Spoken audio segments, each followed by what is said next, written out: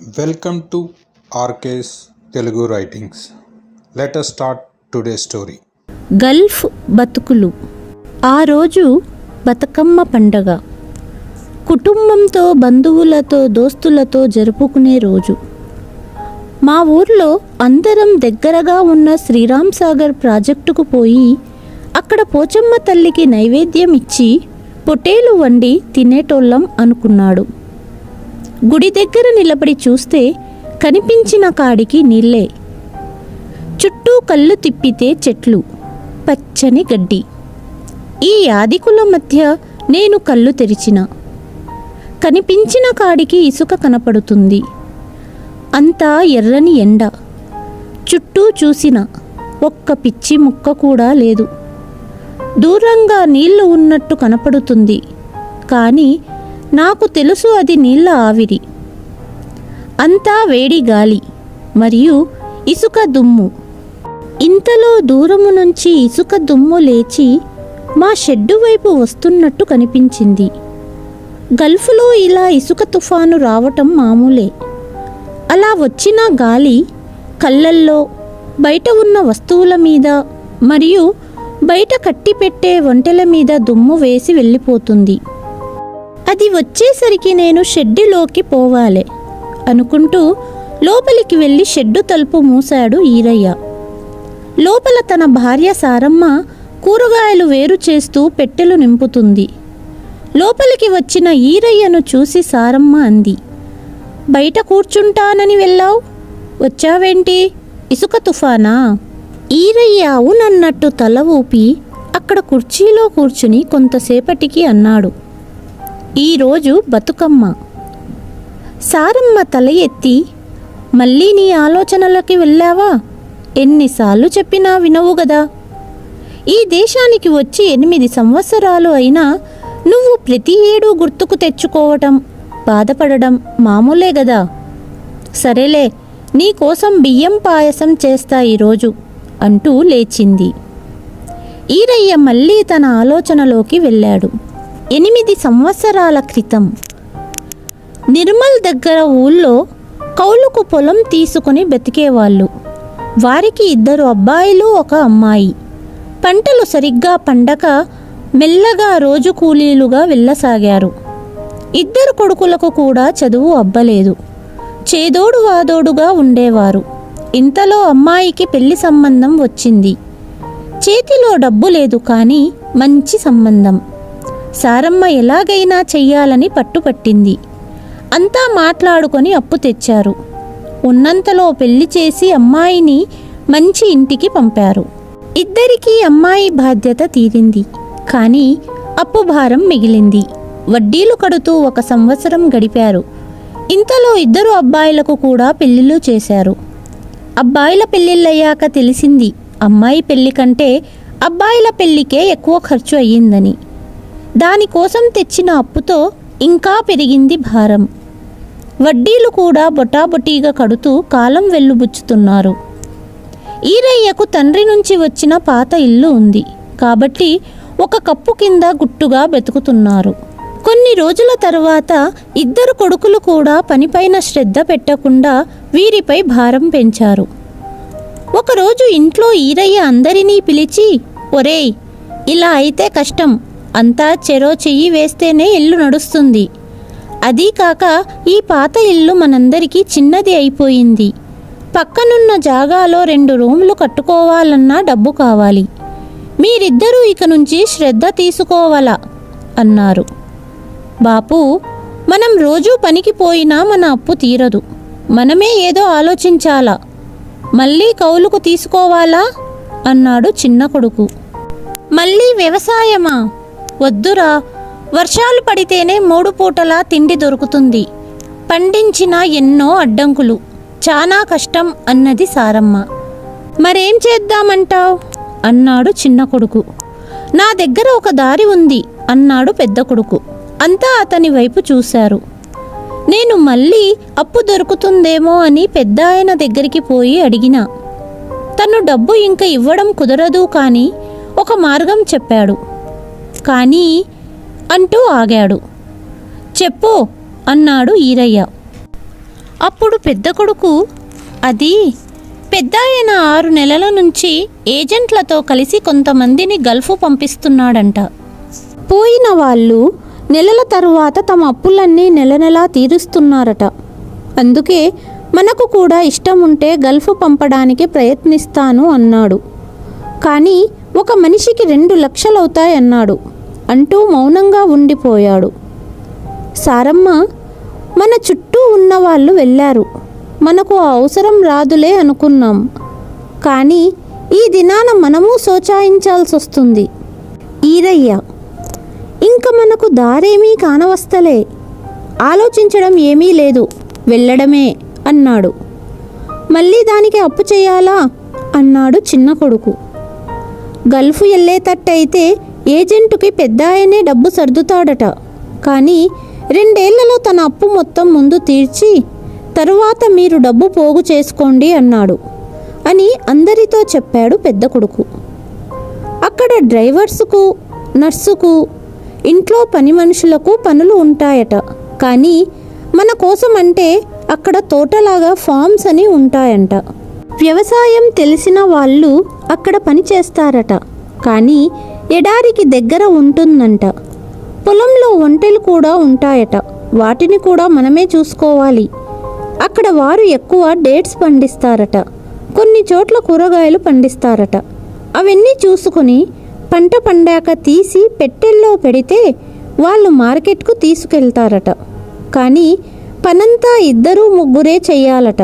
పొలం 2-3 ఎట్లా ఊద్దిరా అన్నది తల్లి సారమ్మ. మనలాగా పెద్ద పొలాలు ఉండవు, 3-4 ఎకరాలు ఉంటాయట అంతే.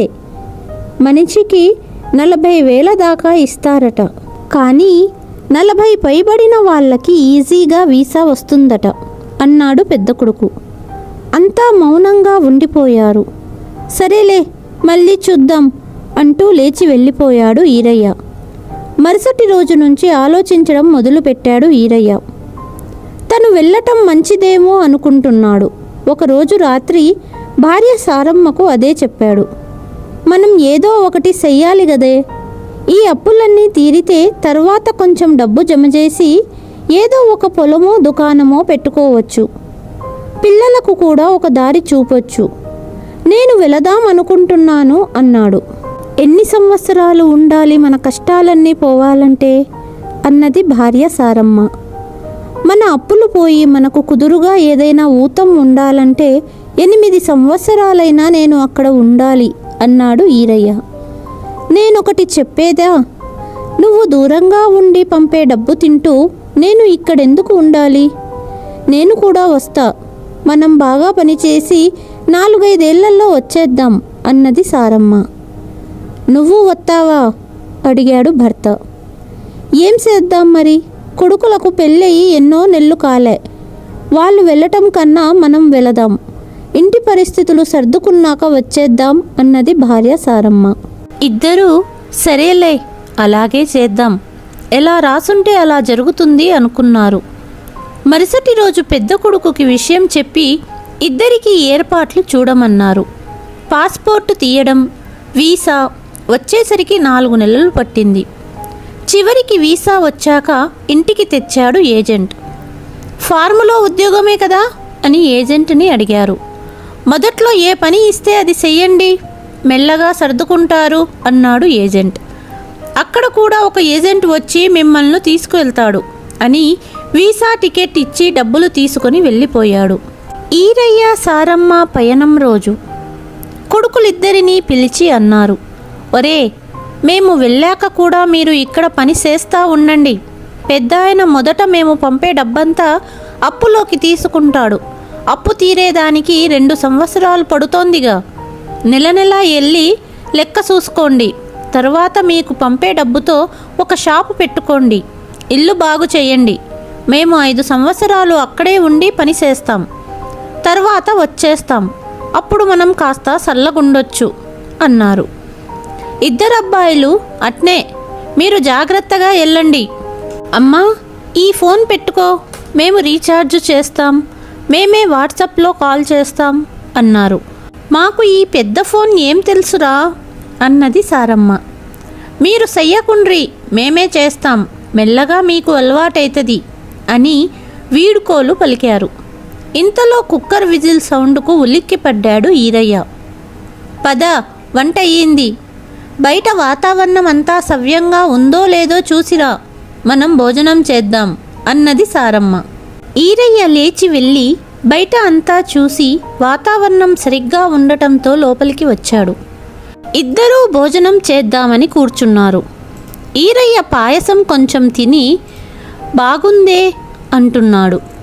అప్పుడే బయట జీపు ఆగిన శబ్దం వచ్చింది. వీళ్ళు లేచి వెళ్ళేసరికి షెడ్డు తలుపు మీద ధబా ధబా అని శబ్దం చెయ్యసాగారు బయట నుంచి. ఎల్ల ఎల్ల తాయిల్ లిల్ ఖరీస్, కమ్ కమ్ ఫాస్ట్ అని వినపడింది. ఈరయ్య వచ్చి డోర్ ఓపెన్ చేశాడు. బయట అరబ్ యజమాని ఉన్నాడు. Come come box in jeep అన్నాడు. అంటే కూరగాయల బాక్సులు జీపులో పెట్టమని. ఈరయ్య తల ఊపి చేతులు కడగడానికి నీటి కుళాయి దగ్గరకు వెళ్తుంటే యజమాని ఎల్ల ఎల్ల fast, eat sleep, no work, go go fast అన్నాడు. ఈరయ్య కమ్ అని షెడ్డులో ఉన్న బాక్సులు తెచ్చి జీపులో ఎక్కిస్తున్నాడు. ఇంతలో యజమాని ఫాస్ట్, వైఫ్ వైఫ్ ఫాస్ట్ అన్నాడు. లోపలికి వచ్చిన ఈరయ్య, పదవే నువ్వు కూడా, కొన్ని కూరగాయలు తీసుకురా, సేటు తొందరగా ఉన్నట్టున్నాడు. సరే అని సారమ్మ కూడా చిన్న బాక్సులు తీసుకుని వచ్చి జీపులో వెయ్యసాగింది. యజమాని సారమ్మను చూసి sitting sitting, no work, no salary, tomorrow dates 30 boxes అన్నాడు. ఇంతలో తొందరగా ఇద్దరూ జీపు నింపారు. తర్వాత యజమాని వెళ్తుంటే ఈరయ్య నో శాలరీ 2 months అన్నాడు. యజమాని 2 months ఈటింగ్ అని చెయ్యి చూపించాడు. ఈరయ్య తల ఊపాడు. యజమాని ఫుడ్ ఓకే, నో శాలరీ అంటూ నవ్వుకుంటూ జీప్ ఎక్కి ఒక ప్లాస్టిక్ బ్యాగ్ అక్కడ పడేసి వెళ్ళిపోయాడు. ఏందయ్యా, ఈసారి కూడా వీడు సతాయించి ఇస్తాడా డబ్బు అన్నది సారమ్మ. ఇది మామూలే కదే వీళ్ళకి, మనం 3-4 నెలలు అడుక్కున్నాక ఇస్తారు. చుట్టుపక్కల ఫామ్స్లో అందరి పరిస్థితి అదేగా, అయినా ఇస్తాడులే అంటూ అక్కడ ఉన్న బ్యాగ్ తీసుకున్నాడు ఈరయ్య. అందులో ఉన్న కుబూస్, బియ్యం బస్తా చూసి కనీసం వచ్చినప్పుడు ఇవైనా ఇచ్చి వెళ్తున్నాడు అంటూ బ్యాగ్ తీసుకొని లోపలికి వెళ్ళాడు. లోపలికి వెళ్ళాక ఈరయ్య తిందాం పదవే అన్నాడు. నువ్వు తిను అంటూ షెడ్డు వెనక వైపు ఉన్న పొలంలోని చెట్ల దగ్గరికి వెళ్ళింది సారమ్మ ఖర్జూరా తీయటానికి. అక్కడున్న ఖర్జూరా చెట్లు చూసి సారమ్మకు తన మొదటి ఫ్లైట్ దిగాక ఎయిర్పోర్ట్లో చూసిన ఖర్జూరా ప్లాస్టిక్ చెట్లు గుర్తుకొచ్చాయి. ఇక్కడ అందరి జీవితాలు అంతే అనుకుంటూ తన 8 ఏళ్ల ప్రయాణం గుర్తు తెచ్చుకుంది. సారమ్మ ఈరయ్య ఇక్కడికి అడుగు పెట్టగానే విమానాశ్రయంలో పేపర్లు చూపించి బయటికి రాగానే ఒక కేరళవాడు పేపర్ పట్టుకొని ఉన్నాడు. తెలుగులో పేపర్ పట్టుకొని ఇద్దరూ అతనిని చూసి అతని దగ్గరకు వెళ్ళగానే తెలుగు కమ్ అంటూ బయటికి తీసుకెళ్లాడు. 2 గంటల్లో వ్యాన్ దగ్గరికి 15 మంది దాకా వచ్చారు. వచ్చిన వాళ్లలో ఇద్దరితో మలయాళము, తమిళో మాట్లాడుతున్నాడు. అందరినీ వ్యాన్ ఎక్కమని చెప్పి ఎయిర్పోర్టు నుండి బయటకు తీసుకెళ్లాడు. అరగంట ప్రయాణం చేశాడు. దారిలో పెద్ద పెద్ద భవనాలు, విశాలమైన రోడ్లు, ఎక్కడ చూసినా కార్లు. వీళ్ళ దగ్గర ఎంత డబ్బు ఉందో అనుకున్నాము. ఒక బిల్డింగ్ దగ్గర ఆగాడు. తాము ఎక్కడికి వచ్చామో తెలియదు. లోపలి నుండి ఇంకొకడొచ్చాడు. ఇద్దరూ మాట్లాడుకున్నారు. ఆపై ఫోన్లో కాల్ చేసి అరబిక్లో మాట్లాడారు. చివర్లో ఎల్లా ఎల్లా అంటూ ఫోన్ పెట్టి వ్యాన్ లోపలికి వచ్చి అందరినీ పాస్పోర్ట్ ఇవ్వమని చెప్పారు. అందరం మాట్లాడకుండా పాస్పోర్ట్ ఇచ్చాము. మాలోని ఒకతను మా పాస్పోర్టులన్నీ మీ దగ్గర పెట్టుకుంటున్నారు ఎందుకు అని అడిగాడు. అందుకు అతను మేము స్టాంప్ వేయించి 1 నెలలో ఇస్తాము, లేకుంటే పోలీసులు పట్టుకుంటారు అని అందరి పాస్పోర్ట్లు తీసుకున్నాడు. మళ్ళీ వ్యాన్ స్టార్ట్ చేసి సిటీ అంతా తిప్పి ఒక్కొక్కరిని ఒక్క ఇంటి దగ్గర దించుతున్నాడు.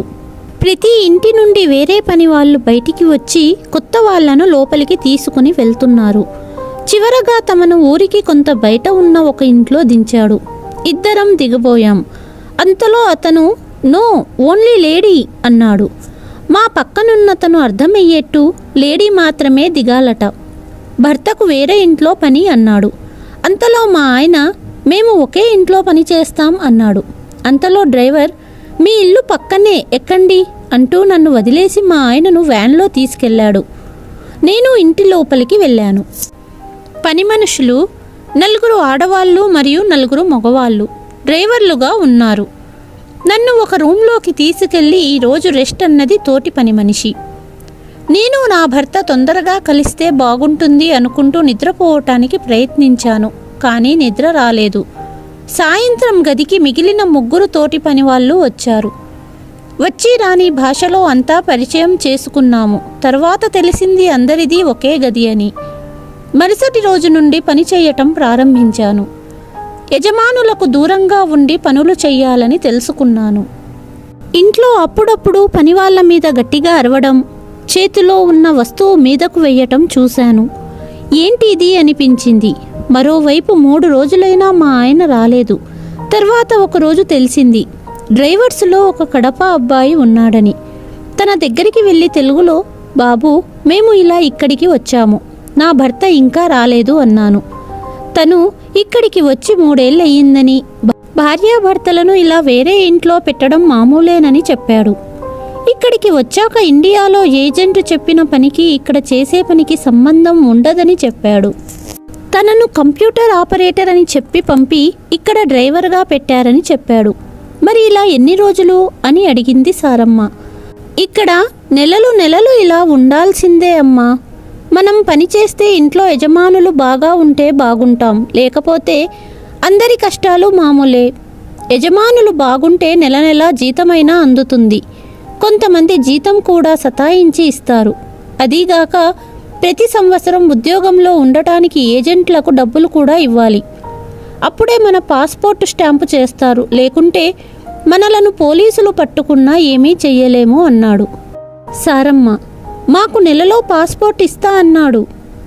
నాకు 3 సంవత్సరాల నుండి అంటున్నాడు. మనం ఎప్పుడైనా ఇండియాకి పోవాలంటే అప్పుడు ఇస్తాడు. అది కూడా 2 ఏళ్లకి ఒకసారి డబ్బులు తీసుకుని. మళ్ళీ మనం రామేమో అని అన్నాడు డ్రైవర్. సారమ్మ, మరి మా ఆయన ఎక్కడున్నాడో ఎలా అంటుండగా, నీ దగ్గర ఏజెంట్ నెంబర్ ఉందా అమ్మా అని అడిగాడు డ్రైవర్ అబ్బాయి. మా అబ్బాయి రాసి ఇచ్చిన పేపర్ చూసి ఇండియాలోని ఏజెంట్కు ఫోన్ చేసి ఇక్కడ ఏజెంట్ నెంబర్ తెలుసుకొని 3-4 సార్లు ఫోన్ చేసి చివరన మీ ఆయన ఇక్కడి నుండి 15 కిలోమీటర్ల దూరంలో ఉన్నాడు, అక్కడి వాళ్లతో మాట్లాడాను. అక్కడ పనివాళ్ళు శనివారం సెలవు రోజు తనను మార్కెట్కు తీసుకొస్తా అన్నారు. ఇక్కడ పనివాళ్ళం కూడా అక్కడికే వెళ్తాము, నువ్వు వస్తావా అమ్మా అని మాట్లాడుకొని మరుసటి రోజు మార్కెట్కు వెళ్ళారు. అక్కడ వారం తర్వాత భర్తను చూసి గట్టిగా చెయ్యి పట్టుకుంది. తరువాత గమనిస్తే చేతి వెనక దెబ్బలు చూసి ఏమయ్యిందయ్యా అని అడిగింది. ఈరయ్య ఏదో పని చేస్తుంటే తగిలిందిలే అన్నాడు. నిజానికి అది పని సరిగ్గా చెయ్యలేదని ఓనర్ కొట్టిన దెబ్బలు. భార్య బాధపడుతుందని చెప్పలేదు ఈరయ్య. నీకు ఎలా ఉంది అని భార్యని అడిగాడు.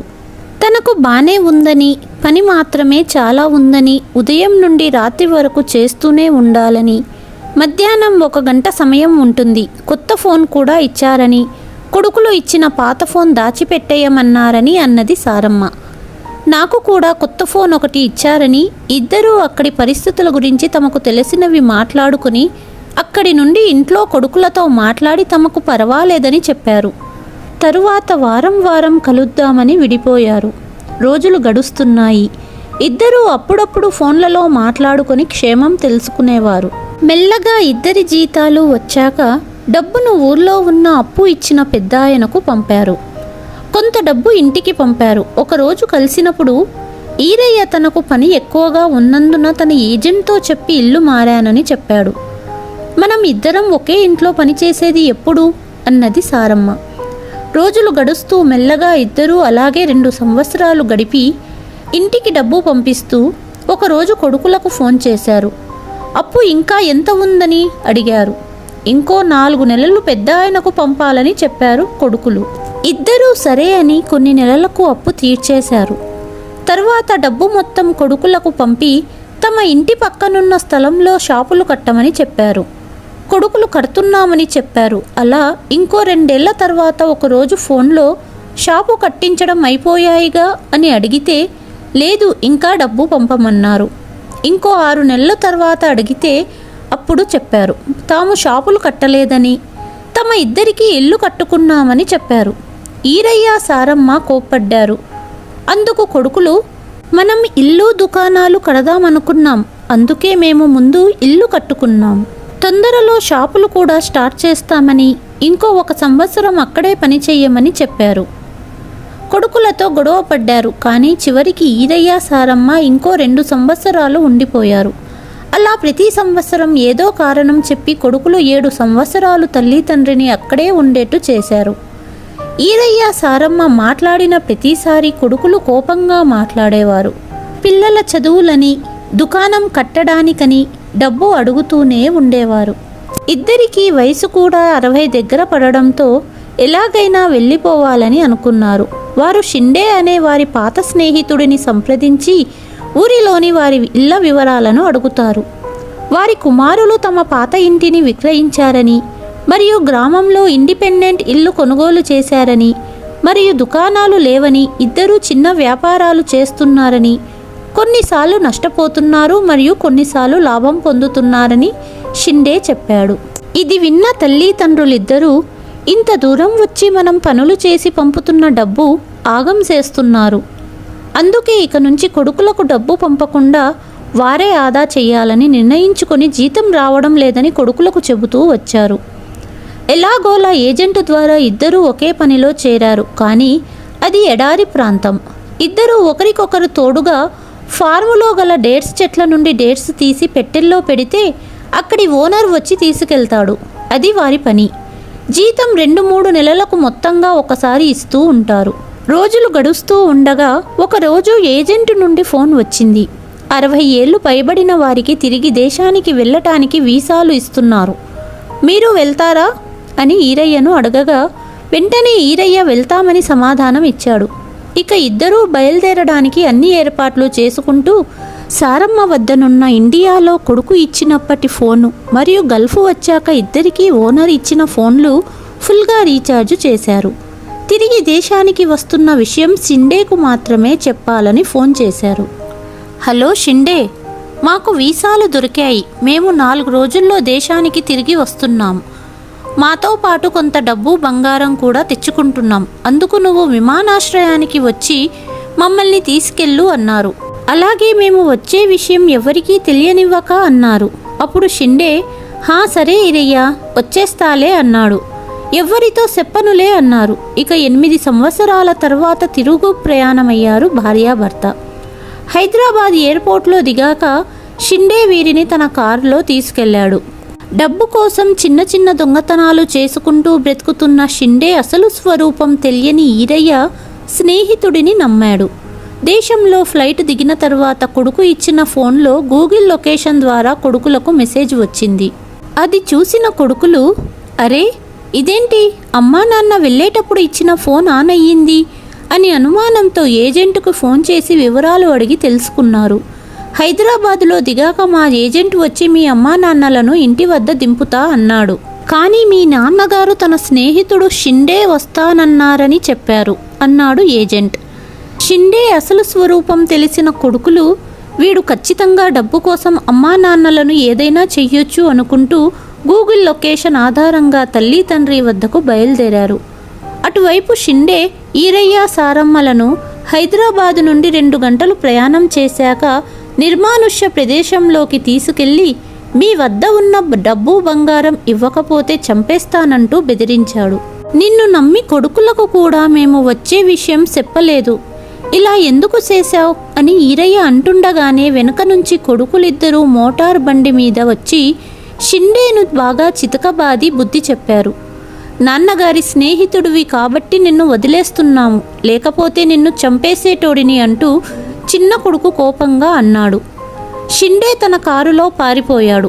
కొడుకులిద్దరూ తల్లి తండ్రిని హత్తుకొని, మీరు పంపిన డబ్బులతోనే ఇల్లు కట్టుకున్నాం, పిల్లలను చదివించుకుంటున్నాం, మీకు చాలా రుణపడి ఉన్నాం, దుకాణం కూడా కట్టడానికి మొదలు పెట్టినాం, ఇక మీరు విశ్రాంతి తీసుకోండి, మేమిద్దరం వ్యాపారం చేసి ఆ దుకాణం కడతామన్నారు కొడుకులిద్దరూ. అంతలో ఈరయ్య, నా వద్ద దుకాణం కట్టడానికి సరిపడా డబ్బు ఉందిలేరా, ఈ డబ్బుతో దుకాణం కట్టేద్దాం, మేము మనవళ్లతో మిగిలిన జీవితమంతా హాయిగా గడుపుతాం. ఇక నుంచి ఇంటి బాధ్యత మీదే అంటూ పదండి ఇంటికెళ్ళి అందరం సంతోషంగా ఉందాం అన్నారు తల్లి తండ్రి. తెలంగాణ నేపథ్యంలో ఈ కథను ప్రయత్నించాము. ఏవైనా తప్పులుంటే మన్నించండి. Hi viewers, welcome to nature green farms, Patlur, Sadashivpet. లో ఇన్వెస్ట్మెంట్ హై రిటర్న్స్ తో ముంబై హైవేని ఆనుకొని మర్పల్లి రైల్వే స్టేషన్ కి కేవలం 2 నిమిషాల ప్రయాణ దూరంలో Budera to Marpalli 100 feet road facing కి సెకండ్ బిడ్ తో 18 ఎకరాల ఫార్మ్ ప్లాట్స్ వెంచర్ ని లాంచ్ చేయడం జరిగింది. ప్రకృతి ఒడిలో ప్రశాంత వాతావరణంలో సంతోషంగా రిసార్ట్ బెనిఫిట్స్ మరియు వీకెండ్ హోమ్స్ తో మీ కుటుంబ సభ్యులు మరియు స్నేహితులతో నేచర్ గ్రీన్ ఫార్మ్స్ తో గడపండి. 121 గజం అంటే 1 గుంట ప్లాట్స్ బుకింగ్స్ తో ప్రారంభం అయిన ఈ వెంచర్ లో మ్యాంగో, సపోటా, జామ, ఉసిరి వంటి 10 ప్లాంట్స్ నాటడంతో పాటుగా కూరగాయల మొక్కలను నాటి వాటి సంరక్షణ పోషణ భరిస్తుంది నేచర్ గ్రీన్ ఫార్మ్స్. ఈ వెంచర్ స్పెషల్ అట్రాక్షన్ గా 1/2 ఎకరంలో క్లబ్ హౌస్ మరియు స్విమ్మింగ్ పూల్ ని నిర్మిస్తూ ప్లాట్ తీసుకున్న ప్రతి కస్టమర్లకి పట్టాదారు పాస్బుక్, రైతు బీమా, 5 లక్షల ఇన్సూరెన్స్ తో పాటుగా రిసార్ట్ మెంబర్షిప్ ని ఉచితంగా ఇస్తున్నారు నేచర్ గ్రీన్ ఫార్మ్స్ వారు. Project location highlights: 2 minutes drive to Marpalli railway station, 10 minutes drive to Sadashivpet, 10 minutes to Mumbai highway, 30 minutes to Shankarpalli, 60 minutes to Patancheru, 60 minutes to Muthangi ORR junction వంటి ఆర్టీసీ రవాణా సౌకర్యాలకు దగ్గరగా R1 జోన్ మరియు గ్రీనరీకి చేరువగా ఉన్న మన నేచర్ గ్రీన్ ఫార్మ్స్ ని మీరు ఒక్కసారి విజిట్ చేయండి. Project highlights: grand entrance arch, all seasonal fruits and vegetable plantations, all around compound wall, drip irrigation, avenue plantation, 20M 30 feet roads, 24/7 security developments ని స్టార్ట్ చేసిన ఈ వెంచర్ మీకు స్వాగతం పలుకుతోంది. రేపటి మీ పిల్లల బంగారు భవిష్యత్తు కోసం ఇప్పుడే ఇన్వెస్ట్మెంట్ చేయండి. మరిన్ని వివరాల కొరకు సంప్రదించండి 9963718667 కి. ఉద్యోగాల కోసం గల్ఫ్ దేశాలకు వెళ్ళే వారి అనుభవాలు మీకు తెలిసి ఉంటే గల్ఫ్ దేశాలకు వెళ్ళి ఉద్యోగాలు చెయ్యటం కరెక్టా కాదా? మీ సమాధానాన్ని కామెంట్ రూపంలో తెలియచేయండి. If you like the story, please like, share and subscribe. Thank you.